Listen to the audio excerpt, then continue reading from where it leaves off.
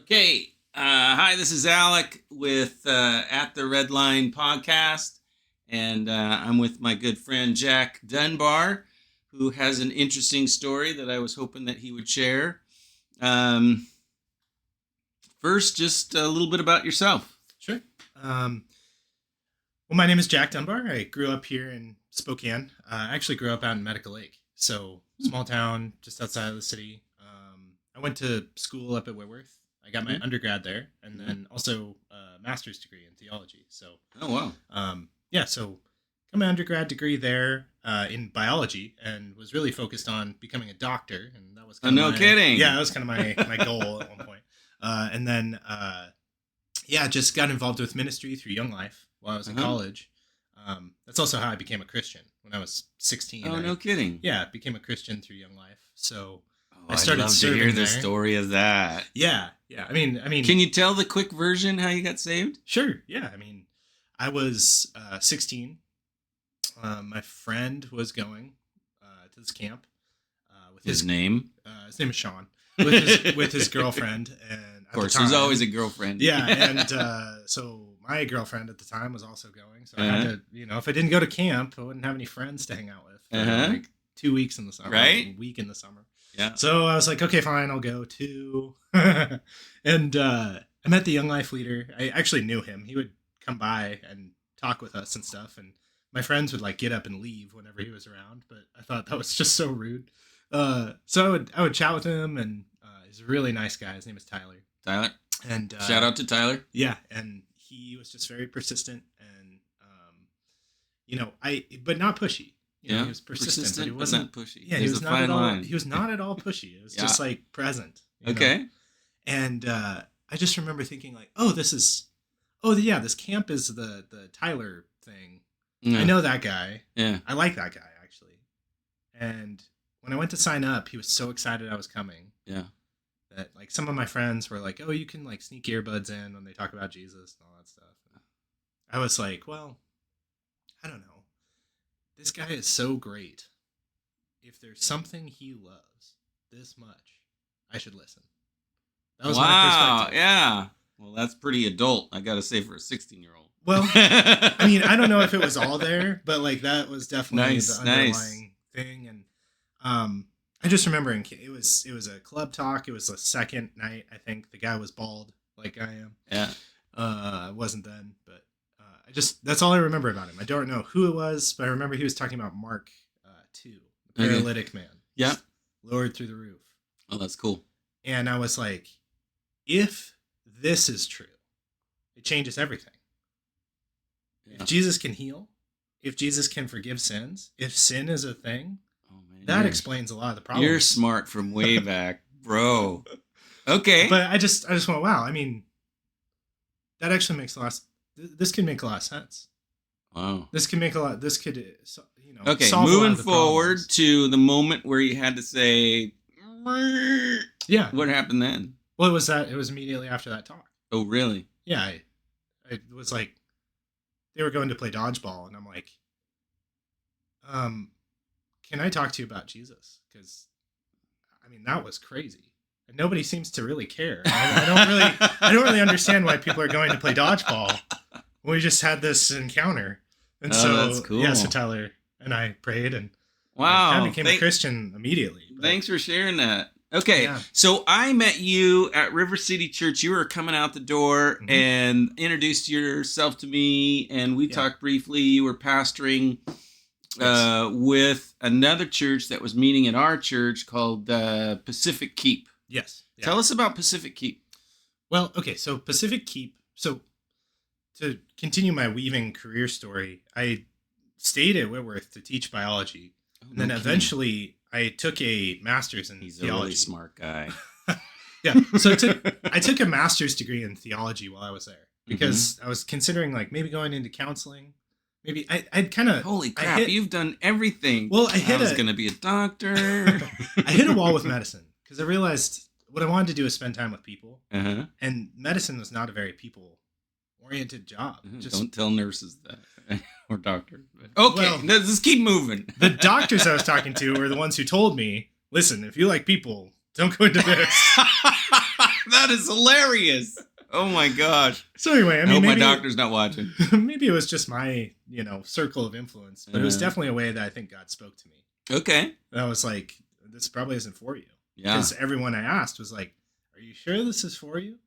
And when that happens, you kind of go, all right, Lord, well, maybe it's not for me. Yeah. Maybe I should pray about it. So I went into ministry. Right. Well, I was continuing with ministry, and I was like, well, what do I do then? Huh. Maybe I get a counseling degree. And I happened to run into the advisor of the master's program one day while I was on campus because I worked there. And he was like, why are you not doing the master's in theology program, Jack? Like, what are you thinking? Yeah. And I was like, well, I mean, tell me why I should do it. He's like, well, first of all, it's free because you're staff. And secondly, like, could you not benefit from knowing more about God? Yeah. And I was like, well, I guess that's a good point. Yeah. So I started on it, and I was like, I don't really know why I'm here. I mean, maybe one day I'll pastor a church, maybe I'll counsel, maybe I'll do like chaplaincy. Yeah. I don't know. The sky's the limit with you, buddy. But that door opened, and nice. I was like, well, once again, God sets these things up.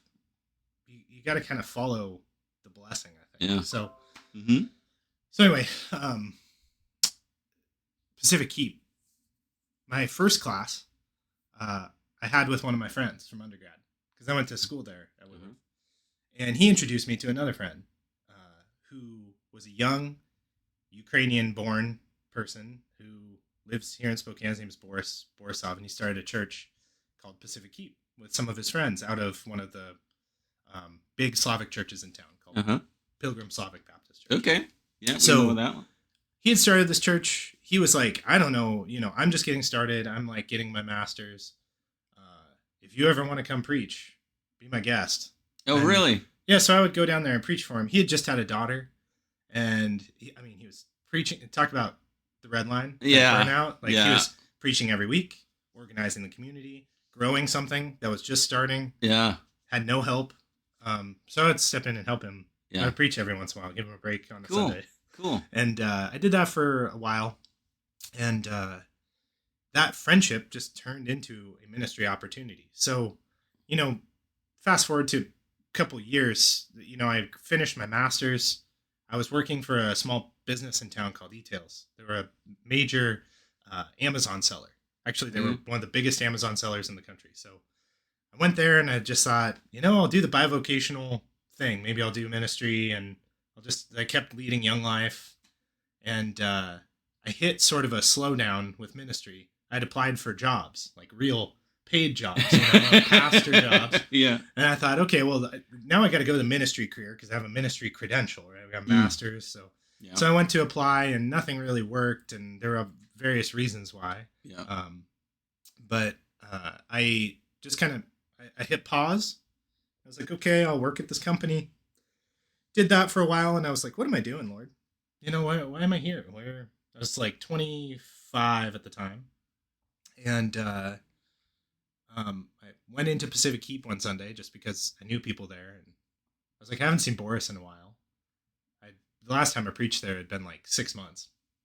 And he was like, Jack, have lunch with me. So we had lunch, and he was like, do you want a job with no pay and no benefits?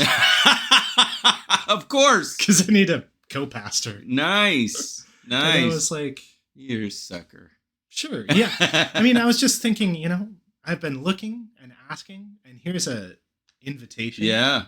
Why would I turn it down? No, that's great. That's great. So I said yes. That was almost in May. That'll be 8 years ago. Wow. So. Okay. Yeah. So I've served at that church as the associate pastor for nice. 8 years. Nice. Okay. So your work there, you kind of I'm sure Boris is a very bright guy, but kind of the brains and sort of of the operation over there, did a lot of technical stuff and managed stuff, and he was the pretty face in the front, maybe. Yeah. But tell us about the transition that you're going through. Well, tell us about the game first. I want you to put the game out there. Oh, that's pretty cool. Sure. Yeah. So, I can just tell the story of the church a little bit. We we went through classic church planting stuff, growing and shrinking, Yeah, yeah, stretching, figuring out our mission, all of that kind of stuff. yeah, yeah. And the first 5 years or so of, is this going to work? Yeah. Is there going to be a church tomorrow? Is there not? How into the plant did you enter into the scene? Was it like the first year or second year? Or? It was in the second year. Okay. So it was early. Yeah. It was before we had a board. So I was on the initial board. Okay. I was actually the initial chair of the board. Of course you were. I was the boss. The smartest guy in the room, Jack. No. No, it was just, I took on kind of an operational role. Yeah. While Boris took on sort of a visionary role. Yeah. And we kind of juggled things that way. And then we both talked. I bet it was a really nice partnership. Mm-hmm. I mean, because it just seems like Boris is kind of a really energetic, outgoing guy, very charismatic. Yeah. And you're kind of just a steady, sturdy, smart, intelligent, like, well, let's get stuff done. I don't know about that. Definitely consistent. It's like I can show up on time and stuff. Oh yeah. Right. But yeah. Anyway, that's definitely it. Was, and adaptable too. Flexing with like, okay, well, now we need to change, so let's try doing this thing. Yeah. I'm always on board for that. So anyway, the church is growing. Yeah. And then you had a crazy idea about a board game. I want you to pitch the board game. Just get it out there. Yeah, sure. No, so I started a board game publishing business, and I did that because so after 5 years, I worked bivocationally in business, and it was during COVID. It was in that year everything closed, so 2020. Mm-hmm. So during 2020, I actually transitioned jobs right before COVID because I'd been working remote for a couple of years, and I got hired to work remote for another company who was trying to figure that out. Mm-hmm. And they were like, "Oh, you have experience. Nobody has experience, and everybody needs this." So I was like, "Great." So I went to work for that company briefly, and there was some talk about going full time with the church at the time, but it was also COVID had happened, so that kind of was like, well, should we do that or not? Yeah. COVID so anyway, was weird. I mean, it just kind of messed all the metrics up a little bit. Yeah, and I feel, in retrospect, I feel bad for this company I went to work for because I kind of was like, we had started talking about staff, then stopped that conversation, and I took this new role because I was like, well, if I'm not going to be doing this, I'm going to go here and continue to build my skill set and hopefully offer something to this other company. And so I went in, and I was talking with a friend because I had a couple weeks off. I'd like switched from one job to the other, and it was COVID. So they were like, hold on starting for a second. We need to figure some things out. Because it was like March, right? It was like when everything was closed. And I was meeting with a friend, and he was like, do you like the business stuff? And I'm like, I mean, sort of. I mean, it's not like, I'm like developing business acumen. I'm like learning I was a manager at my previous job and had sort of like a pseudo director level position because I would prepare the reports my director would send for my department. And I worked directly with the executives too, because I just had a niche role. I was working on getting our products into new marketplaces, and nobody really knew it. So I ended up doing a lot of the reporting. So, So I was like, well, yeah, I mean, I'm like working on financial statements. I'm, doing like the accounting for the church, and I'm, developing all of these skills, and I like that, but I don't know if I'm in love with, running a business. And, I don't, he's like, is this next job that you're starting? Like, are you going to be there? I'm like, I don't know. I mean, maybe, right? Like, it's good now. So anyway, he was like, well, what do you love? Like, what do you want to do? And I was like, I don't know. He was like, if you were to start a business, what would the business be? And I'm like, again, I don't really know. And he gave me a coaching sort of prompt. He's like, okay, what's something you love? I'm like, well, the Bible. He's like, what's something else you love? And I'm like, well, you're my best friend. You tell me. You're a terrible coaching That is hilarious. I need to be coached. I need someone to prompt me with this stuff. Right? You tell me. Yeah. Like my mind's in a million places. Sure. I'm always like thinking of different like responsibilities. Yeah. And attending to those. But it's rare for me to get a chance. That's why coaching with you has been so helpful. Yeah. Because I get this opportunity to, it's like, Jack, here's a specific question. Please answer this now. Yeah. And it's like, okay, I can like focus on that. And that turns into ideas. Yeah. But good. This was the same thing that happened with my friend. He basically said, what's something you love? What's something else you love? Let's put those two things together. Yeah. And he was like, how about board games? He came up with board games? Yeah. That's like, hilarious. You love games. I can see like behind you have a bunch. Like, why don't you create a product? Create a Bible board game. And I was like, I've never really thought about doing that. You can effing do anything. So I tried it, and I developed one, and it took a few years to get it tuned up, and I did a lot of learning. I listened to a lot of podcasts. Sure. Nice. Interviewed people. I got involved in the board game design community online. Cool. And it was good timing. Didn't you go to like a board game convention too? Yeah, I've been to several, small conventions. Okay, so where's the board game now, and how could people get to it? Yeah, so I ended up publishing that I went through Kickstarter, so raised funds through Kickstarter and then fulfilled it in December. Okay. So it's shipped worldwide to backers. We raised about $25,000 total. Okay. And I have. Can you buy it on Amazon or? I actually just got my Amazon store started. Okay. So I'll be shipping some inventory in there, but I sell through my website. It's just. So you have a website for the game. Mm-hmm. Okay, we'll get to that later. Oh, or you can tell now. Yeah, I can tell you. Yeah, it's called New Kingdom Gaming. So. New Kingdom Gaming. Yep. Yeah, newkingdomgaming.com. That's the website. Newkingdomgaming.com. Okay. Yeah, and I've got other stuff in the works with that, but so why do it? One was a challenge from a friend, but the other thing was, why did I actually want to make a push to start my own business? There were two reasons. For one, I really so after that initial COVID thing, we actually decided, why don't you come on full time at the church? Uh-huh. That was the discussion that summer. So it was like March that summer. I worked at this new job that I talked about for just a few months. I managed to find a successor to me, somebody who could step in. And I think he's done a good job. So I'm proud of that. Despite, only being there a short time and not really, to me, feeling like I contributed much. Pacific Keep? No, the job that I took in between. Yeah. So I ended up working for Pacific Keep. And I just went full time. I'd been 5 years as the associate pastor working volunteer, bivocational, and then went full time. And for 2 years served in that capacity while we slowly ate away at our budget. We were just, we were in COVID mode. Things were small. People were, drifting. Like people were coming in and out of the church. Yeah. People weren't sure if they could go to church. Yeah. There was a big, we could talk forever about. Let's move on past that, because I was actually thinking that'd be a fun podcast to do, is how COVID affected my life. It's just interesting how it changed everything for this compressed period of time where our lives just totally changed. Yeah. And actually my mom wrote a book on how COVID changed our life. Anyway, moving on. Okay.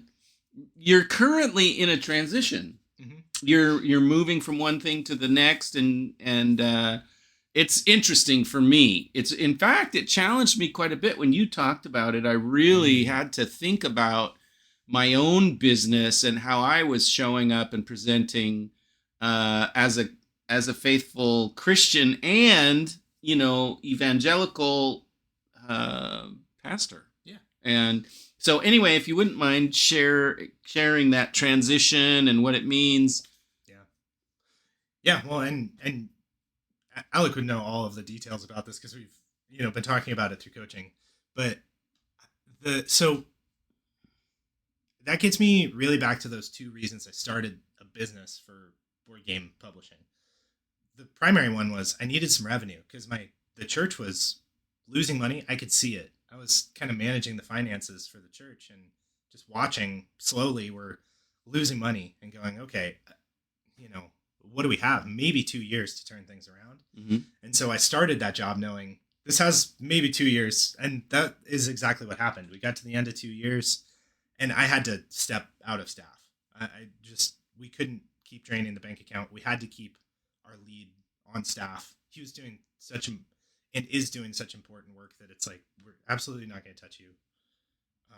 So I started an FTE reduction after 2 years working for the church. So FTE reduction, full-time employee reduction. We were like fancy language, slowly reducing our FTEs to get our salary to balance. Okay. Anyway, so the idea was, we'll slowly step this out, and then I'll slowly step up into something else. And the something else was no clue what that was going to be. Oh my gosh. So that January, I really said, okay, this year I'm going to work on my business. I'm going to publish this board game, and little did I know that would take 2 years. Like, it wasn't going to be, 6 months. So by the time, the summer started to roll around and we were looking at, because that's when our fiscal calendar starts, is in July. Mm-hmm. So it was like, okay, I'm going to have to make a change with my job.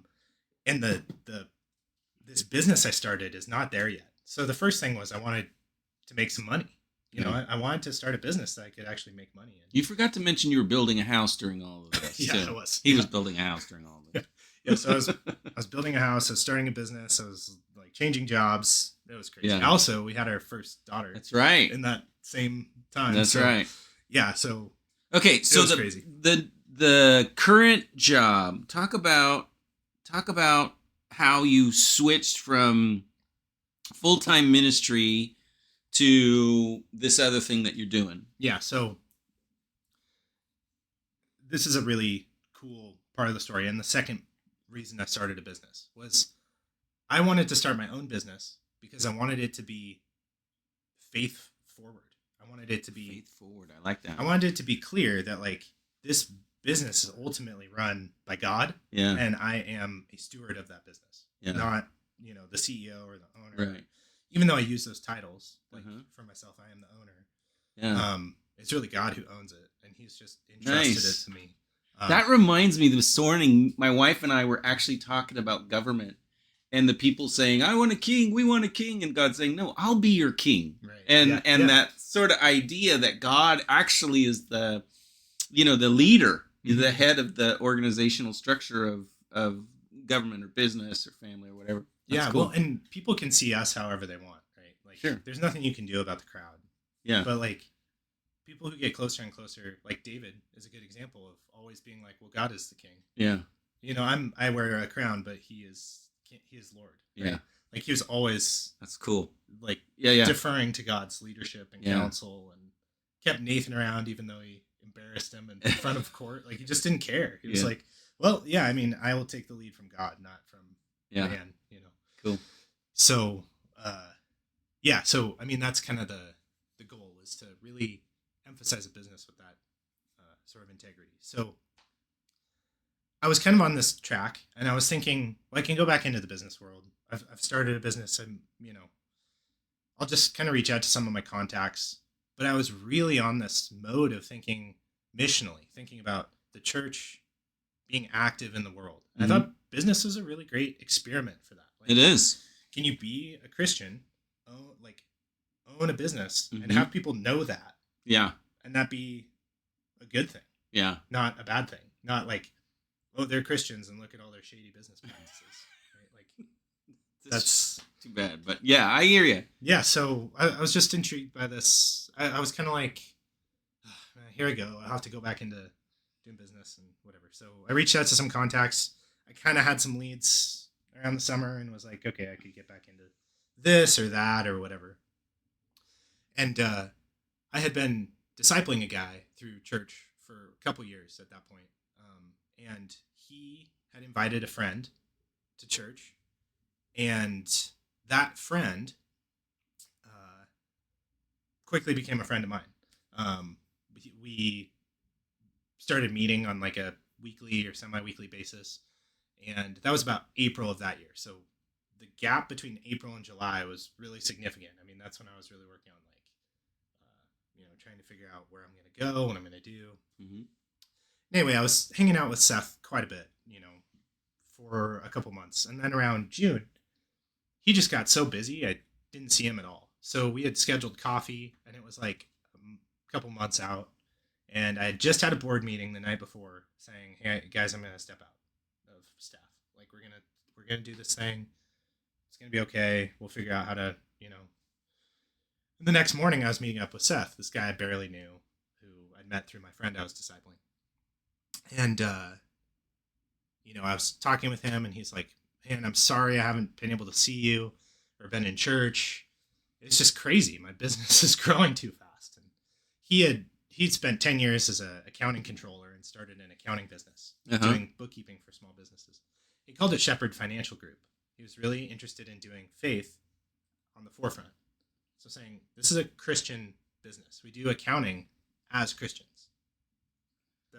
That's kind of what you were just saying. Yeah. Yeah. And so, I was talking to him about his business. I'm like, man, that sounds really interesting. He's like, yeah, I don't know what I'm going to do. I'm kind of stuck right now because I have more than I can handle. Yeah.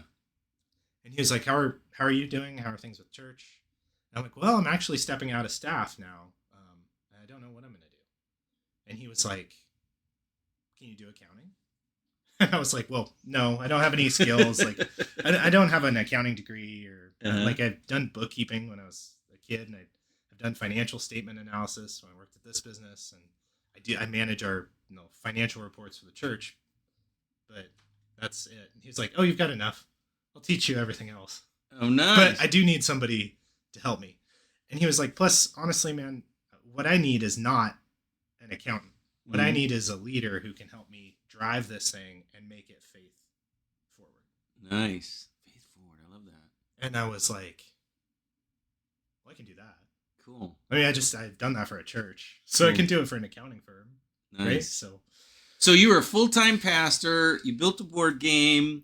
You had to pull yourself out of ministry because the church financials, and then you went full-time into working for this other company. So you're kind of doing something that most of us in ministry struggled with, right? Leaving ministry always felt like that's kind of taboo. Like you can't do that. How have you dealt with that sort of emotionally? Has that been a...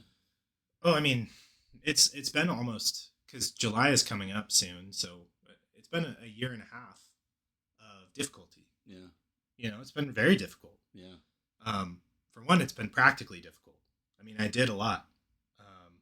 I did more than 40 hours of work. Yeah. So tapering down to taper up with another job has put a lot of strain on my time. Yeah. Plus, I have a small child, building a house, all this crazy stuff. Okay. So within 6 months of that, I was kind of like adjusting to a new job. I was learning to do accounting, something I've never done. I was working for a couple small clients doing bookkeeping.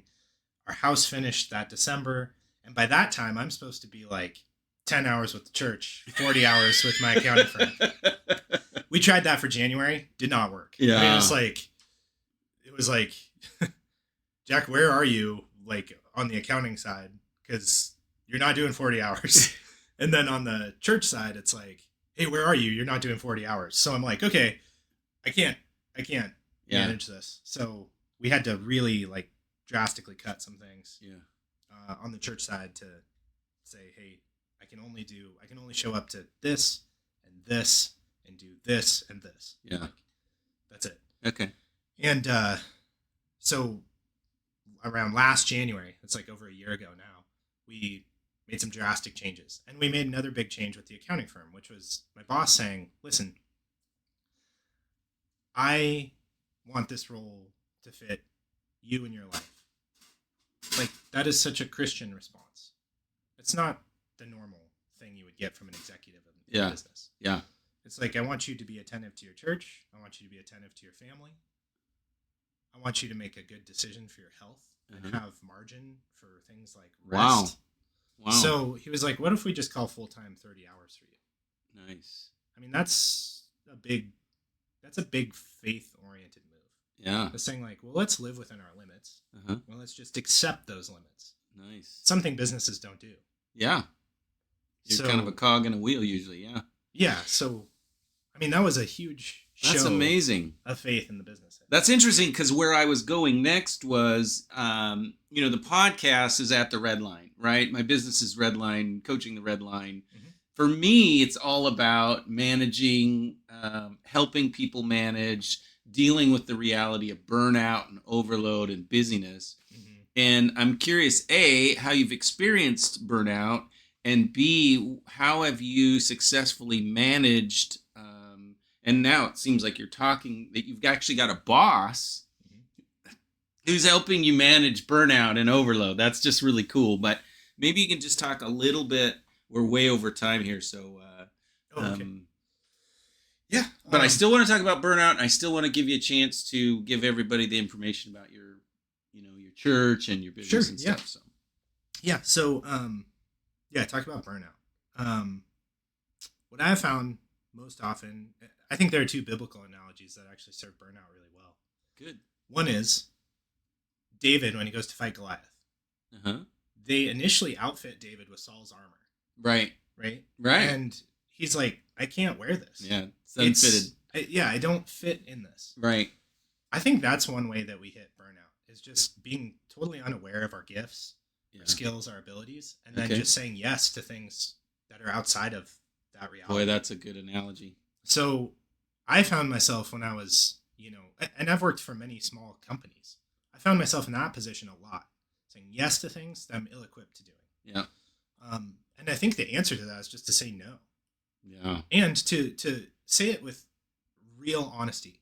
Listen, I can't do this. I'm not good at it. Yeah. I can't do this. I don't have the capacity to do this. Yeah. Using that kind of honesty, I think, is something that sets us apart in business. Yeah. Like we'll say that with prospects that come to us and we say, when somebody offers you a lot of money, what do you say? Yes. Right? But what we try to say is, can we do this? Right. Can we do it faithfully? Can we be good stewards? Mm-hmm. And if we can't, just to say we can't do this. It's beyond us. It's out of our capacity. It's not in our skill set. What do you say? Honest. What do you say to the? What do you say to the the small business owner, right? The sole proprietor. What do you say to the senior pastor who doesn't have a staff guy? Yeah. Who's all by himself? Who feels like if it doesn't happen by my hand, it doesn't get done. How do you encourage him to say no when the feeling is, man, I got to do it.